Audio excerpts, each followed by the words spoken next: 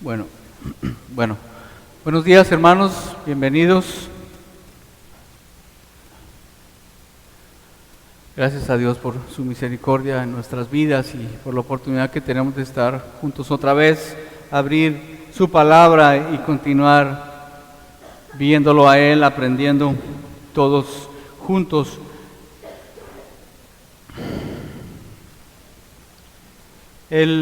Vamos a hacer un resumen de la semana pasada. Empezamos el capítulo 3 de la segunda carta de Tesalonicenses y la semana pasada tuvimos la oportunidad de aprender a través de Pablo cómo el hecho de que la palabra avance, necesitamos participar no solamente como testigos, sino también con el poder de la oración, con el Espíritu Santo. Y hablábamos cómo la palabra de Dios es glorificada, no solamente porque está en su palabra, que eso es suficiente, sino porque es evidente en la vida de los hermanos la transformación que tiene. Entonces, una vida transformada glorifica la palabra del Señor, y es lo que veíamos que había sido hecho y estaba haciendo, fue hecho en Tesalónica con estos hermanos de Tesalónica, ¿no? También decíamos, y lo repetimos, la necesidad de estar orando sin cesar, ¿no? Veíamos también que Dios es fiel y Él es el que está afirmando y guardando al creyente, ¿no? Él es el que pone tanto el querer como el hacer, ¿no? Y decíamos que el creyente persevera porque Dios preserva, ¿no? Y veíamos también cómo dentro de esa oración Pablo pedía oración para ser librado de persecución, y la tribulación, la persecución son herramientas que Dios tiene para perfeccionar al creyente. Y también éramos conscientes que nosotros no teníamos aquí persecución, nadie nos persigue, podemos venir aquí, abrir la palabra, compartir del Señor y nadie nos persigue, pero también decíamos al final que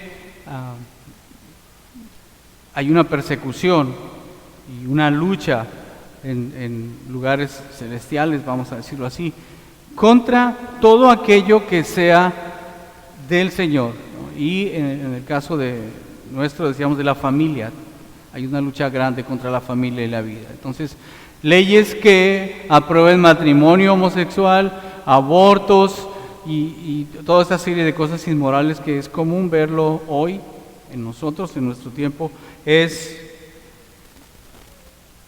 esa persecución que nosotros podemos tener, y que muchas veces no somos conscientes de eso.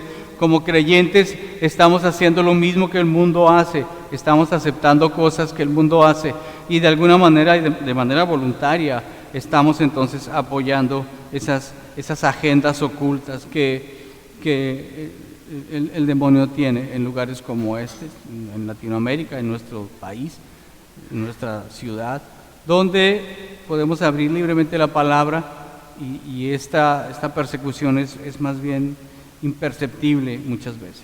Y teníamos oportunidad también, tal vez no quedó muy claro, yo soy consciente de eso, compartía con ustedes la parábola de la situación del fariseo, de Simón el fariseo, y esta mujer que era pecadora, y el Señor hace la parábola de los dos deudores, y la idea es que en el momento en que nosotros vemos nuestra necesidad del Señor, nuestro pecado, y cómo nuestro pecado ha enturbiado lo que el Señor está haciendo, lo que el Señor es, podemos entonces ser conscientes de nuestra necesidad de Él y de nuestro amor hacia Él.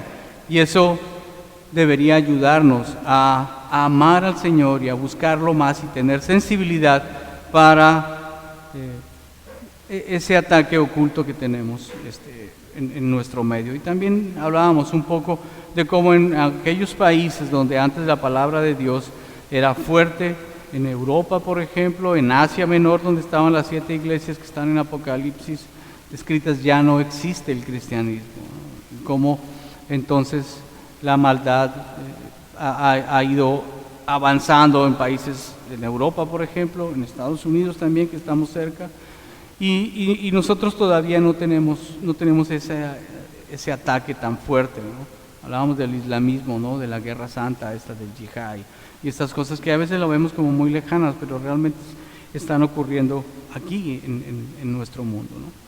Entonces, esta parte, este pasaje del día de hoy, del versículo 6 hasta el 18, habla también de un tema que es un tema difícil a veces de poner en un sermón como el día de hoy, en un púlpito, porque es el trabajo. El trabajo es algo tan habitual y tan normal que como que pues ponerlo en un mensaje de un púlpito es un poco difícil. En la escuela dominical o en conferencias hablamos del trabajo, pero tiene una importancia vital. Y en nuestras Biblias hay un subtítulo que dice el deber de trabajar. Pero creo que tenemos que verlo un poco más allá como un deber. Y es que a través del trabajo nosotros podemos también glorificar al Señor. No es solamente un medio pues para cubrir nuestras necesidades, lo que Dios ha hecho con el trabajo, sino que también sirve para edificar nuestra vida espiritual y de esta manera glorificar al Señor. El tema del día de hoy es el trabajo glorifica a Dios. Y el propósito que hay es conocer la importancia que Dios da al trabajo en la vida del creyente, ¿no? Y vamos a partir de una proposición. Dios creó el trabajo no solamente para cubrir nuestras necesidades materiales, sino que sirve también para edificar nuestra vida espiritual y de esta manera glorificar al Señor. Hay 4 puntos en este, bueno, puede haber muchos más, pero el bosquejo de este capítulo 3, hay 4 puntos, ¿no? Uno es identificando el problema. Ahorita vamos a ir viéndolos, ¿no? Hay 4 puntos que hemos sacado. Uno es identificar el problema, el versículo 6, ¿no? El siguiente es la corrección, y lo vemos en el 7 al 9, ¿no? La corrección que Pablo da. Luego en el 12 al 15 vemos las instrucciones para corregirlo, y en el 16 al 18 es la despedida. Hoy vamos a ver los primeros 2, hermano, y con la ayuda del Señor el siguiente domingo vamos a terminar el tercero y el cuarto. Entonces, identificando el problema, vamos a ir primero, ¿no? El mandato apostólico. Vamos a leer el versículo 6, acompáñenme, hermanos, dice: pero os ordenamos, hermanos, en el nombre de nuestro Señor Jesucristo, que os apartéis de todo hermano que anda desordenadamente y no según la enseñanza que recibisteis de nosotros. Vamos a orar para buscar al Señor. Bendito Dios, Padre Santo, Señor, te damos a ti la honra y la gloria, Señor. Gracias, Padre. Gracias por tu amor y tu misericordia, por tu bondad hacia nuestras vidas, Señor, porque tú te manifiestas, Padre, y lo podemos ver, conocer, Señor, en la vida, nuestras propias vidas, en la vida de nuestros hermanos y en la vida de esta congregación, de esta tu iglesia local, Señor. Estamos ante ti una vez más, Señor, para pedirte que nos ayudes a entender lo que tienes para nosotros el día de hoy, Señor. Y como una actividad tan usual, tan común como el trabajo, tiene un carácter mucho más profundo que solamente suplir nuestras necesidades, Señor. Ayúdanos, Padre, a glorificar tu nombre a través del trabajo y aprender lo que tú tienes y que aprendamos lo que tú tienes para nosotros a través de tu palabra aquí en este libro, en la iglesia de Tesalónica. Señor, te necesitamos, Padre. Ayúdame, Señor, a estar ante ti, ante mis hermanos, Señor, y ser también partícipe, no solamente de enseñar, sino, Señor, de poner en práctica todos juntos lo que tienes para nosotros, Señor. Ayúdame, Señor, en el nombre de tu Hijo Jesucristo. Amén. Así sea, Señor. Bien. El versículo 6 empieza con una ordenanza, ¿no? Hay un mandato apostólico. Dice Pablo: os ordenamos, hermanos, en el nombre de nuestro Señor Jesucristo, que os apartéis de todo hermano que anda desordenadamente, y no según la enseñanza que recibisteis de nosotros. En la Biblia de las Américas, esta palabra enseñanza, ellos la traducen doctrina, ¿no? Y la doctrina, hemos dicho antes, es un conjunto de verdades. Entonces, en el momento en que haya un conjunto de verdades, quiere decir que tienen una importancia que es relevante, es más que solamente un mandato. Y además, hay en ese versículo algo más.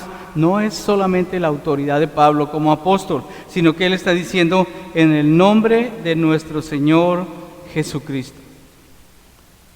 Entonces, este mandato tiene algo más que personal, es el poder del Señor. Cuando Pablo dice: os rogamos, hermanos, que se aparten de todo hermano que ande desordenadamente, ¿no? Y esta palabra desordenadamente incluye algunos otros sinónimos como irregularmente, ociosamente, perezosamente, ¿no? Sabemos que habla del trabajo, ¿no? Que Pablo va a enfocar el trabajo. Entonces, ¿qué es lo que Pablo estuvo enseñando y que está diciéndoles a los hermanos: apártense de aquel hermano que no esté caminando de acuerdo a la enseñanza que recibisteis de nosotros? Vamos a ir, hermanos, a 1 de Tesalonicenses 4:2.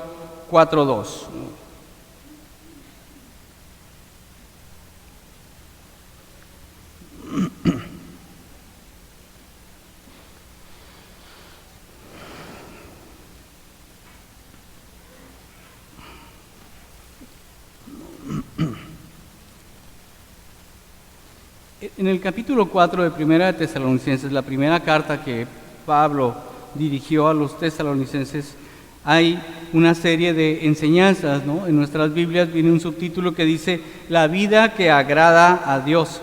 Y Pablo se aboca en estos 12 versículos a hablar de aspectos prácticos, ¿no? De enseñanza que ha dejado a los hermanos de Tesalónica, ¿no?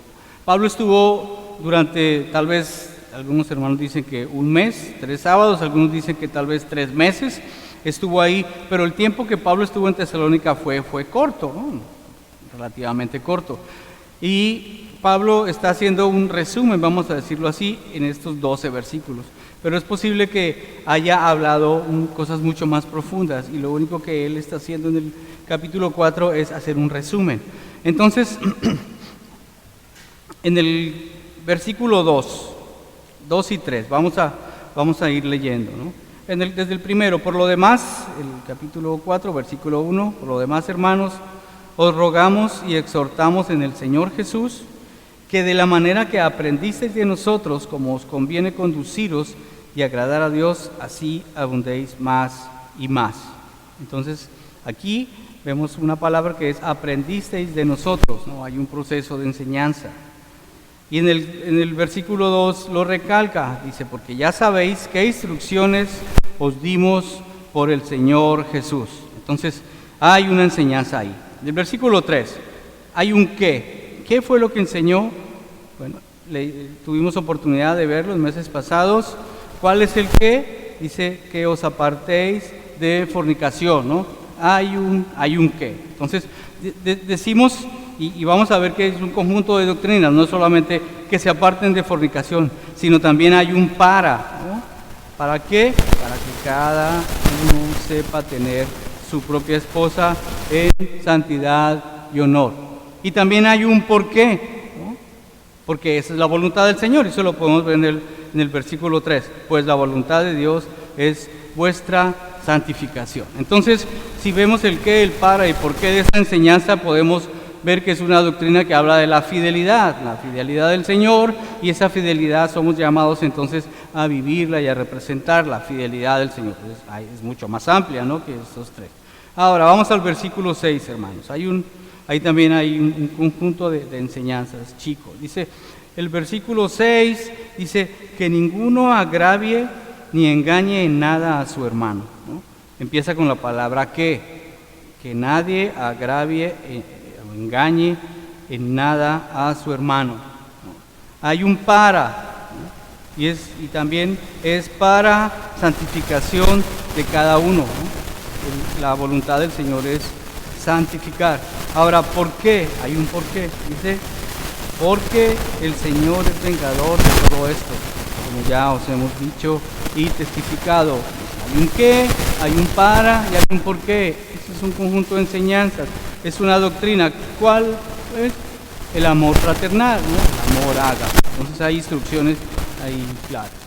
Y vamos al versículo 11. El versículo 11 también hay otro, y ese es el que Pablo va a desarrollar un poquito más. El qué y qué, ¿no? Entonces hay un qué y qué y qué, y aquí en el 11, y que procuréis tener tranquilidad y ocuparos en vuestros negocios y trabajar con vuestras manos de la manera en que os hemos mandado.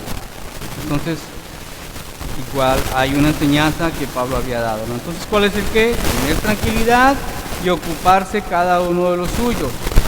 Y además, trabajar con sus manos como fue enseñado. Ahora, ¿para qué? Dice, para conducirse honradamente con los de afuera y no depender. Esa es una parte donde es el testimonio, ¿no? ¿Y por qué? Porque hemos sido llamados a santificación, no a inmundicia. Entonces, igual hay un qué, hay un para y un por qué. ¿Qué doctrina podemos ver ahí? La doctrina del trabajo. Hay enseñanzas del Señor acerca del trabajo. Entonces, de esas tres que podemos rápidamente identificar aquí, es la del trabajo la que Pablo se está refiriendo aquí en este versículo 6. Entonces, Pablo ya identifica el problema, ¿no? Entonces, ya está el primer punto, identificando el problema, ¿no? Los hermanos de Tesalónica habían dejado de trabajar, ¿no? No quieren trabajar. Y es un problema que se viene dando tiempo atrás, desde la carta de Tesalonicenses, estamos en la segunda, él está recordando, entonces, por meses, esta situación no ha mejorado, sino ha empeorado. ¿Y cómo podemos ver esto? En el versículo 4, en el capítulo 4 de la primera carta, vemos que Pablo tiene un lenguaje más amable, ¿verdad? Y que procuréis tener tranquilidad y ocuparos en vuestros negocios y trabajar con vuestras manos de la manera en que os hemos mandado, ¿no? Tiene un lenguaje que es amable, ¿no? Pero aquí en segunda de Tesalonicenses ya no hay hermanos, os rogamos, no, ya hay un mandato, ya dice, os ordenamos en el nombre de nuestro Señor Jesucristo que se aparten de todo hermano. Entonces ya es más específico, aquellos hermanos que andan desordenadamente. Entonces Pablo ya nos identifica cuál es el problema, va a hablar sobre el trabajo. Y como comentábamos hace un ratito, esta parte del capítulo 3 es la manera entonces que glorificamos al Señor. Glorificamos al Señor permitiendo que su palabra transforme nuestras vidas, no solamente espiritualmente, en nuestra adoración, en nuestra oración, sino también en cosas prácticas, cotidianas, día a día, que es el trabajo, ¿no? Ahora, la idea que hay aquí es que no se trata de hermanos que no pudieran trabajar, no son hermanos que están ancianos o enfermos, que no puedan trabajar, sino la idea es de aquellos hermanos que, pudiendo ser útiles, han decidido no trabajar. La mayoría de los comentaristas bíblicos están de acuerdo que esto es debido a una obsesión, vamos a decir así, a una mentira que ellos han tragado, porque Pablo así lo está diciendo, que estos hermanos han dejado de realizar sus actividades y se han dedicado a esperar la segunda venida del Señor, ¿no? Y se han dedicado a esperar la segunda venida y esto puede sonar muy espiritual, ¿no? Vamos a esperar la segunda venida y vamos a dejar de hacer lo que normalmente hacemos. Pero lejos de ser edificante eso, lo que vemos es que está causando problemas. Porque Pablo está diciendo, aléjense de esas personas. Y él ha gastado dos versículos, un capítulo en la primera carta y otro más fuerte en la segunda carta, explicando cuál es la actitud que un creyente debe tener respecto a la segunda venida. ¿Recuerdan? Es un proceso, va a venir, pero lo que tenemos que hacer, en vez de estar esperando a ver cómo va a ser y cuándo, es más bien lo que Dios quiere, es la actitud que tengamos, ¿no? Estar esperándolo y estar confiados en la segunda venida. Entonces, esa es, al parecer, la mayoría de los comentaristas están de acuerdo que es la causa por la que los hermanos estén dejando de trabajar. Y la cuestión es que cuando nosotros dejamos de trabajar, nuestra mente no está ocupada en lo que tenemos que hacer, entonces abrimos un boquete grande, enorme, a cosas que no son exactamente ni espirituales, ni beneficiosas, y es meterse en los asuntos ajenos, meternos en la vida de los demás, ¿no? Y muchas veces podemos disfrazarlo por el interés del hermano. Si nosotros no tenemos nuestra vida ocupada, nuestra mente ocupada y nuestro tiempo ocupado, hermanos, vamos a caer viendo a ver qué está haciendo el otro, la vecina, quién salió, quién pasó. Y eso es entonces una consecuencia de no estar haciendo lo que nosotros tenemos que hacer, ¿no? Pablo identifica este problema desde la primera carta, ¿no? Y como comentábamos, hay una diferencia entre la palabra os ruego y esta que dice os ordenamos, ¿no? Si vamos a Romanos 12:1, ahí es un ejemplo de ruego, ¿no? Hermanos, rogamos por las misericordias de Dios que presentéis vuestros cuerpos en sacrificio vivo, santo y agradable a Dios, que es vuestro culto racional. Esa es una palabra que dice os ruego, pero aquí es un imperativo y en el nombre del Señor, ¿no? Que es aléjense de estos hermanos, ¿no?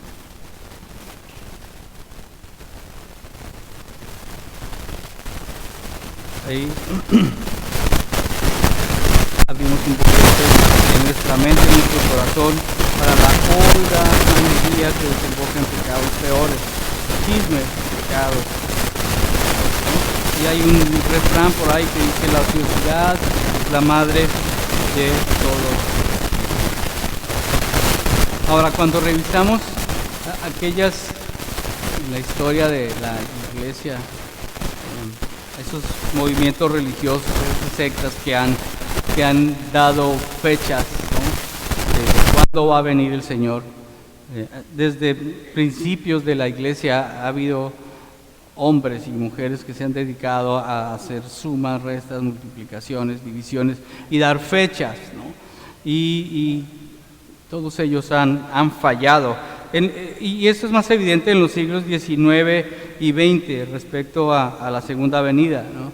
Si abrimos un poco la historia de algunas sectas, los adventistas, los testigos de Jehová y algunas otras, han fallado. Y una de las actitudes que han tenido es dejar de hacer todo, vender todo e irse con ropas blancas a un lugar especial a esperar la segunda venida, y no ha pasado nada, ¿no? Ahí está todo, el Señor no ha venido todavía.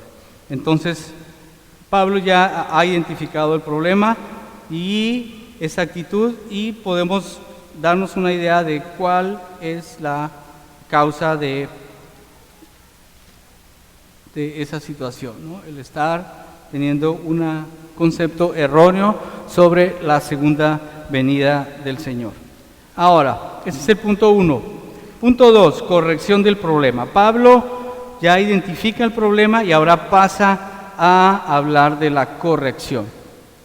¿Cómo encara la solución?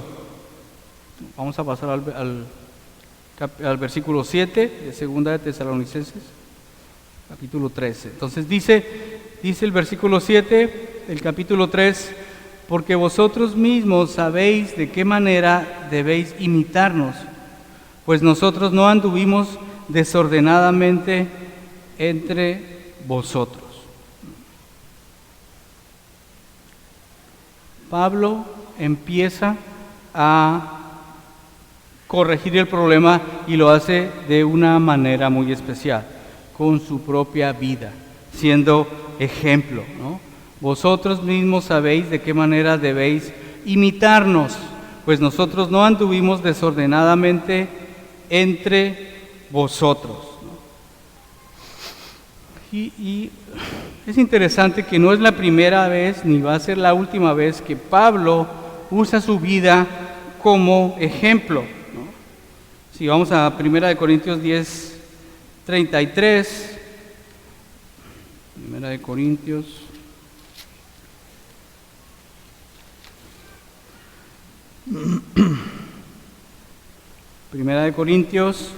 10:33 al 11:1. Por la cronología bíblica, los cartas de Tesalonicenses son las primeras que escribió Pablo.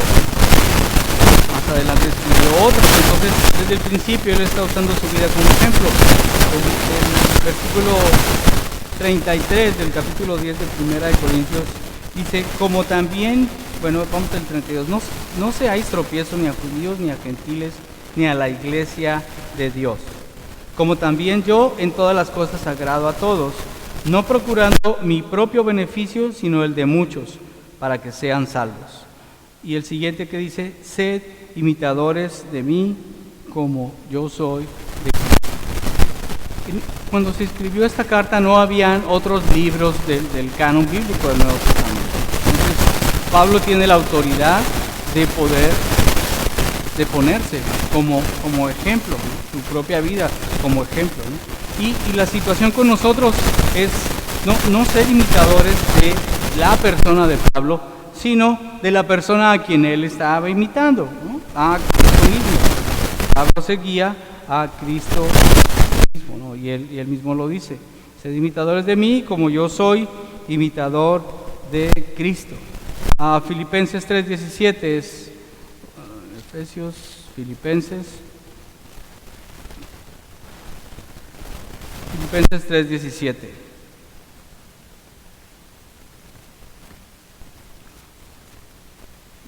En este capítulo dice, hermanos, sed imitadores de mí y mirad a los que así se conducen según el ejemplo que tenéis en nosotros. Entonces aquí podemos ver que Pablo no está diciendo, mírenme a mí, yo soy solamente, sino que él está diciendo, mírenme a mí y también miren a otros que se conducen según el ejemplo que tenéis en nosotros. Entonces no se trata solamente de la figura de Pablo, sino él está exhortando a seguir a aquellos que están siguiendo a quien Pablo sigue, ¿verdad? A Cristo mismo. Y 1 Tesalonicenses 2, 9 y 10, el libro donde estamos. Pero en el capítulo 2. 1 Tesalonicenses, capítulo 2, versículos 9 y 10.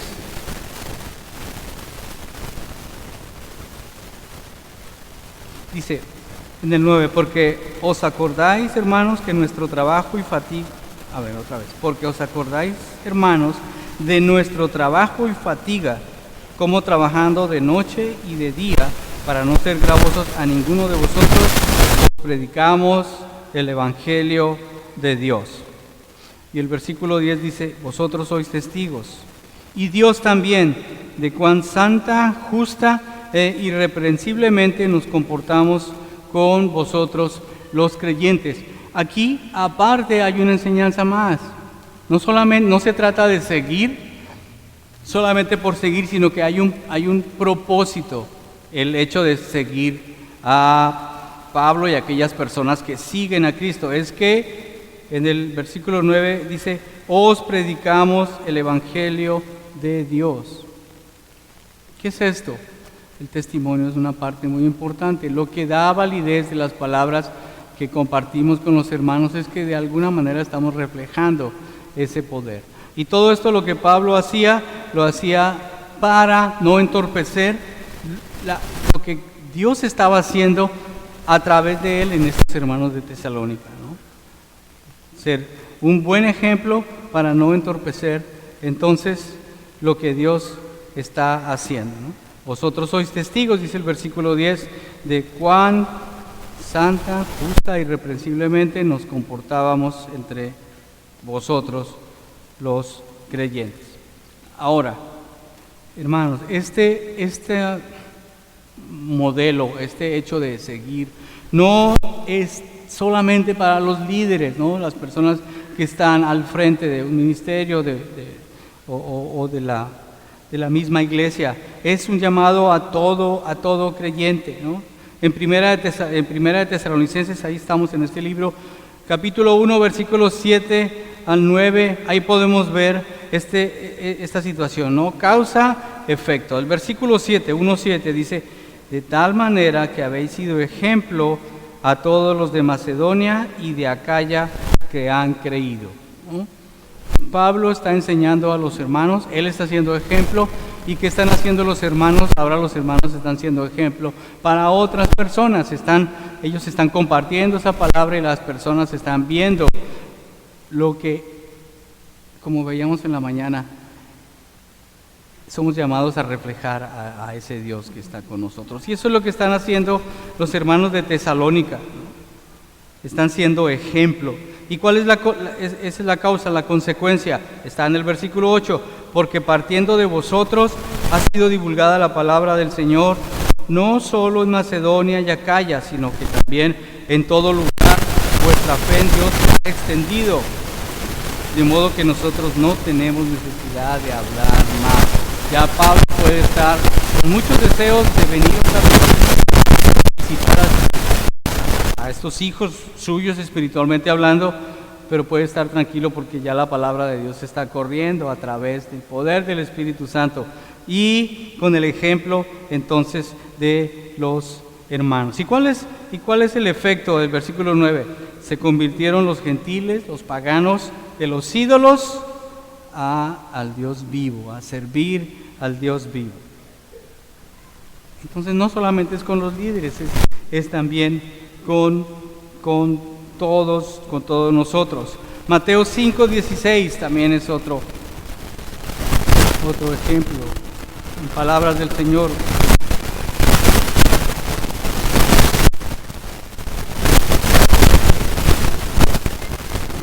En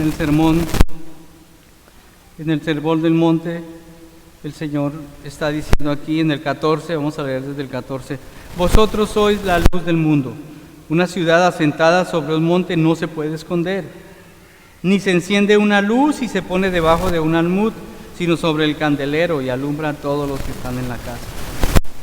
Esa es la ilustración, y pues dice, así alumbre vuestra luz delante de los hombres, para que vean vuestras buenas obras y glorifiquen a vuestro Padre que está en los cielos.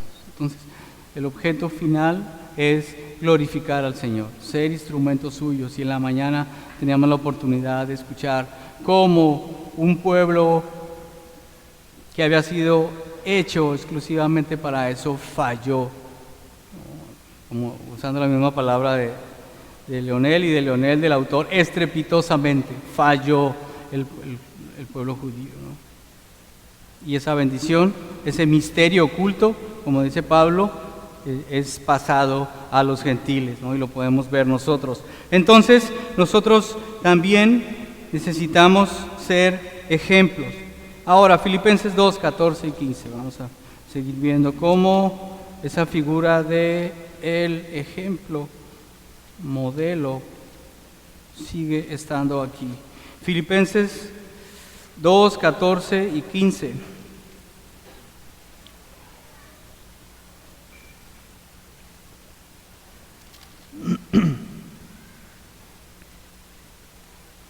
Dice el 14, haced todo sin murmuraciones y contiendas, para que seáis irreprensibles y sencillos, hijos de Dios sin mancha, en medio de una generación maligna y perversa, en medio de la cual resplandecéis como luminares en el mundo. Necesitamos entonces ser modelo para que seamos irreprensibles y sencillos y podamos entonces reflejar, ¿qué dice aquí? Que seamos hijos de Dios. Primera de Pedro 2:12, vamos a continuar con unos pocos más para seguir. Primera de Pedro 2:12. En toda la Biblia está esta figura. Primero de Pedro 2:12. Desde el 11 dice, amados, yo os ruego como a extranjeros y peregrinos que os abstengáis de los deseos carnales que batallan contra el alma, manteniendo buena vuestra manera de vivir entre los gentiles, para que en lo que murmuran de vosotros como de malhechores, glorifiquen a Dios en el día de la visitación al considerar vuestras buenas obras. ¿No? Una vez más,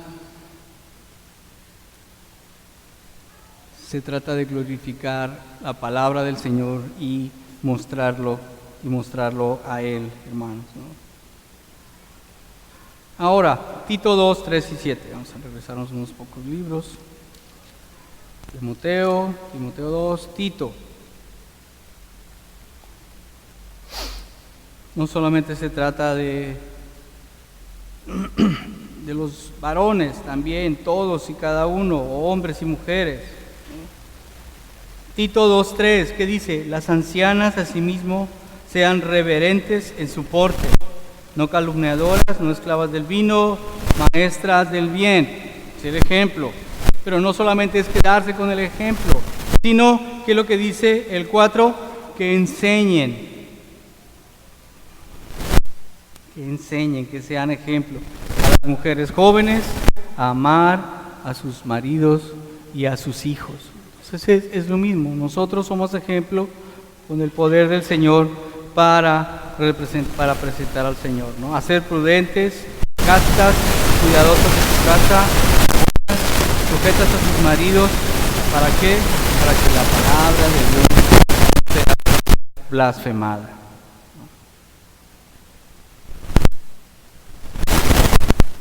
Versículo 7. A un hombre joven como Tito, le habla a Tito directamente y le dice, preséntate tú en todo como ejemplo de buenas obras, en la enseñanza mostrando integridad, seriedad. No se trata solamente de enseñar, aquí dice, hay una separación, preséntate tú en todo como ejemplo de buenas obras. Y luego dice, en la enseñanza mostrando integridad y seriedad. Caray, esto es duro, pero lo que enseñamos tenemos que buscar el reflejarlo. Como dice Santiago, no solamente ser oidores, sino hacedores, ¿no? Pablo dice también que no quiero ser como un platillo que suena nomás y ahí está, sino ser ejemplo, ¿no? Necesitamos entonces ser ejemplo. Primera de Timoteo 4, 11 y 12.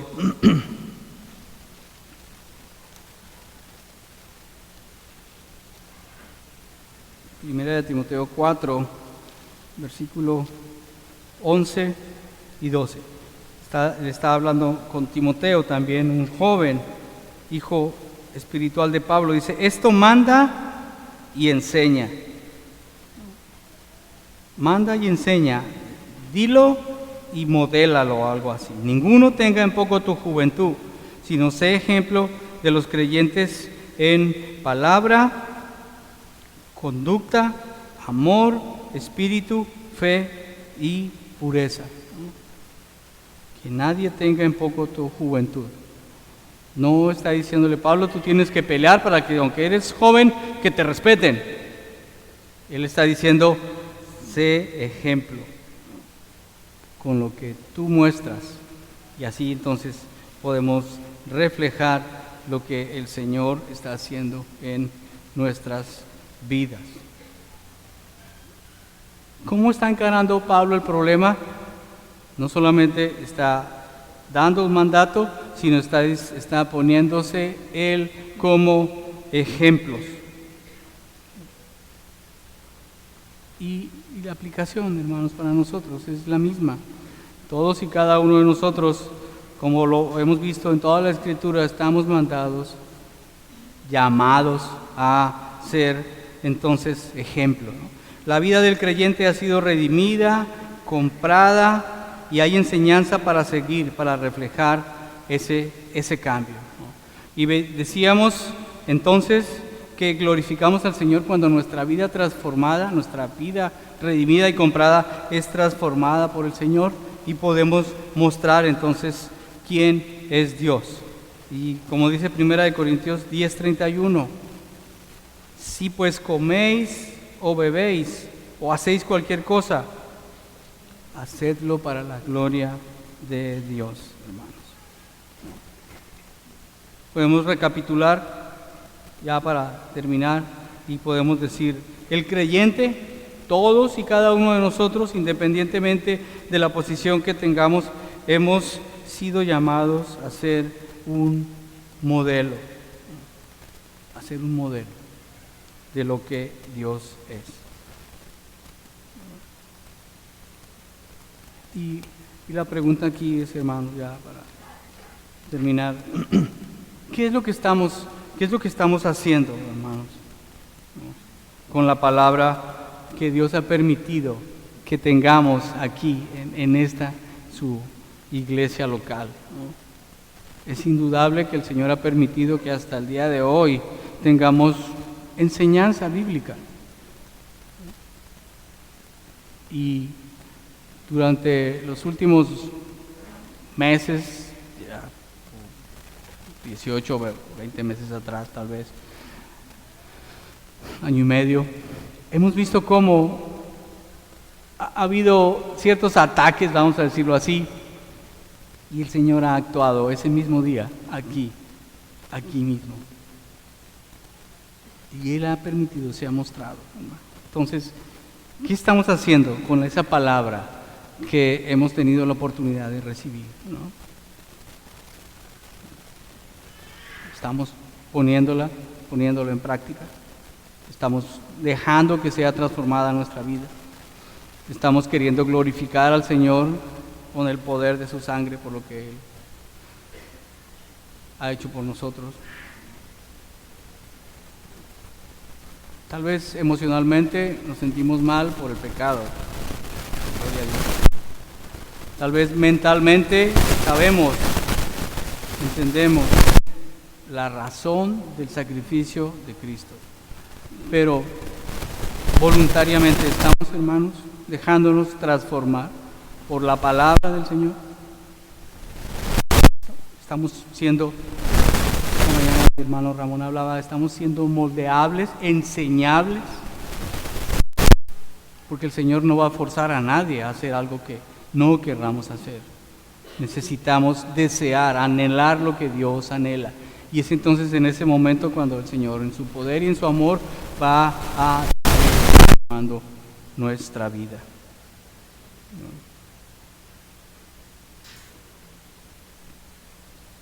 Ahora, como final, el llamado, vamos a decir así, para terminar esta primera parte de este mensaje, de este capítulo 3, es el ejemplo máximo de modelo a seguir, es nuestro Señor Jesucristo.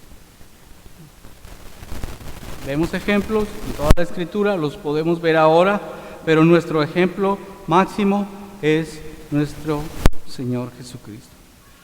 Y hay 3 características que quiero, hermanos, que dejemos en nuestra mente y en nuestro corazón para que estemos pensando en Él esta semana.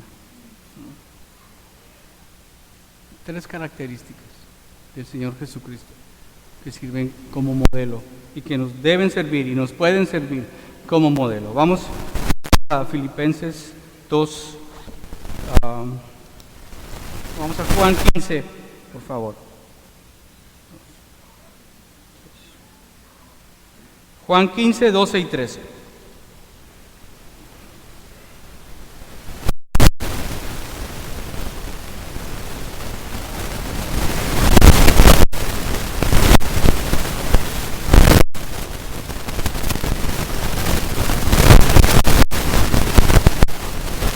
Juan 15, 12.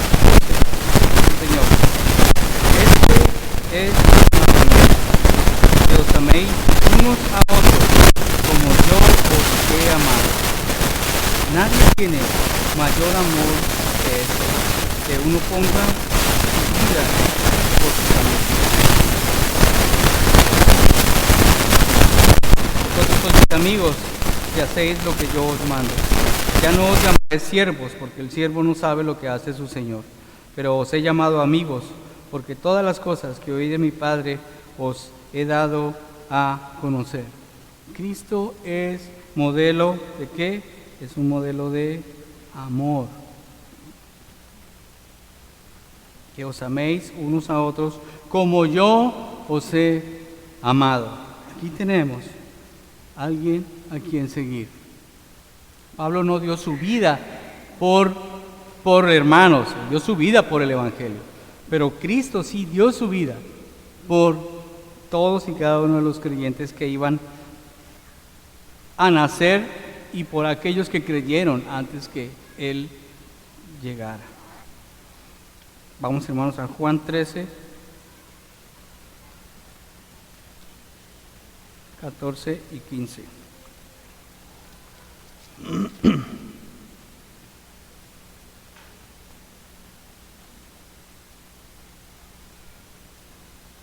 Juan 13, 14 y 15. Dice el Señor: vosotros me llamáis maestro y Señor, y decís bien, porque lo soy. Pues si yo, el Señor y el Maestro, he lavado vuestros pies, vosotros también debéis lavaros los pies los unos a los otros. Porque ejemplo os he dado, para que como yo os he hecho, vosotros también hagáis.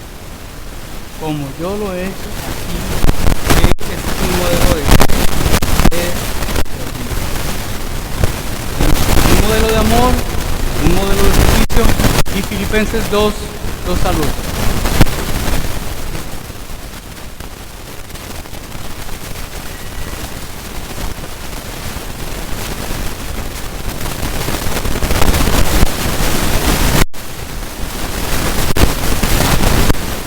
Filipenses 2.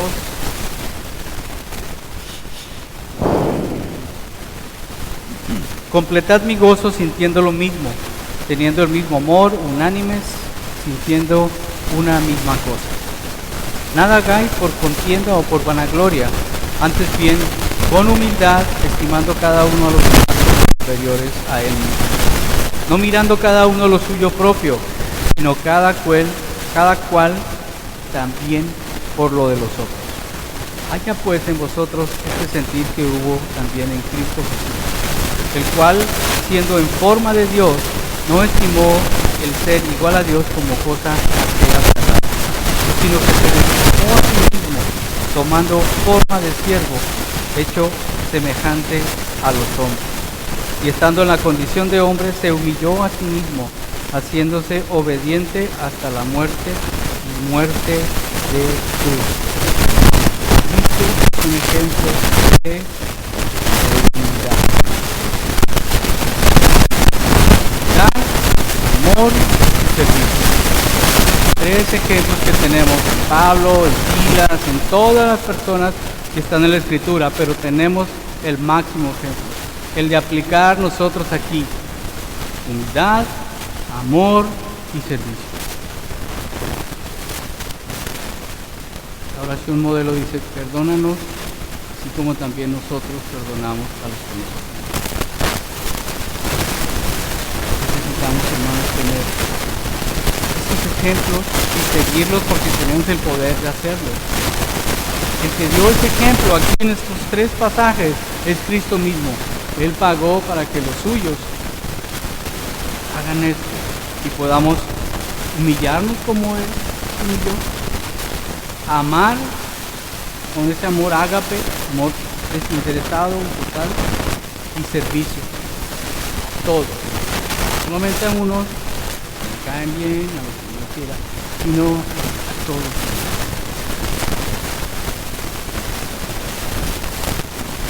¿Cómo estamos, hermanos? ¿Cómo estamos con el perdón? ¿Qué estamos haciendo? ¿Estamos perdonando para recibir el perdón del Señor? ¿O estamos esperando que el tiempo cure las heridas? A ver cuándo decidimos hacerlo. Hermanos, tenemos el poder para reconocerlo, el pecado, y decirle al Señor, perdóname. Y Dios da el poder para en ese momento empezar a hacer lo que tenemos que hacer. Ser modelo. Pablo encara un problema de trabajo siendo modelo, y esa es la enseñanza del día de hoy. Ser modelo. De humildad, de amor, de servicio, para reflejar al Señor todos y cada uno, empezando por el suelo, hasta el último niño que está sentado allá. No se trata de, ese ejemplo le cae bien a él, a aquel. No, hermanos, la llamada es a cada uno de nosotros. En el momento en que yo digo, le cae bien al que está hablando, hermanos, estoy diciendo que no me gusta, esto le cae bien al otro. Las cuentas las vamos a dar cada uno de nosotros ante el Señor. Tenemos el poder de Dios para llevar esta vida que Él quiere que llevemos y tener una vida fructífera, espiritual y en el trabajo. Con la ayuda del Señor vamos a aprender un poco más sobre esta doctrina del trabajo. Se trata de ser espirituales y creyentes de los amigos de nuestro trabajo. Necesitamos, hermanos, también ser entonces modelos allá afuera, donde está la lucha y la necesidad que ya la tenemos cubierta nosotros por la honra y gloria y el amor de Dios. Nuestra salvación ya está guardada, el Espíritu Santo nos guarda. Necesitamos entonces, hermanos, afuera y ser modelos de los hombres, pasando por alto todo el valor del sacrificio que has hecho, Señor. Ayúdanos, Señor, a reconocer nuestras debilidades, nuestro pecado, nuestro pasar por alto tu sacrificio y llénanos, Señor, del anhelo de seguirte. Reconocer nuestro pecado al momento que tú nos lo muestras, Señor, y librarnos de él, Señor, para poder caminar libres, Señor, despojándonos de todo peso y del pecado que aparte tenemos, Señor. Ayúdanos, Padre, como iglesia, a que podamos, Señor, ser un reflejo tuyo en el lugar donde estemos, todos juntos o cada uno de nosotros. Gracias, Señor, por tu paciencia y tu amor y tu misericordia ante nuestra infidelidad. Tú nos guardas, Señor. Gracias, Padre. Ayúdanos, Señor, en nuestro día a día, en el trabajo. Y, Padre, llévanos a casa de aquí en adelante con la idea de ser un modelo, un ejemplo de tu Hijo Jesucristo y de lo que tú eres. Solamente por la gracia tuya y por tu poder podremos hacerlo. Te pedimos que así sea, Señor. En el nombre de tu Hijo Jesucristo. Amén.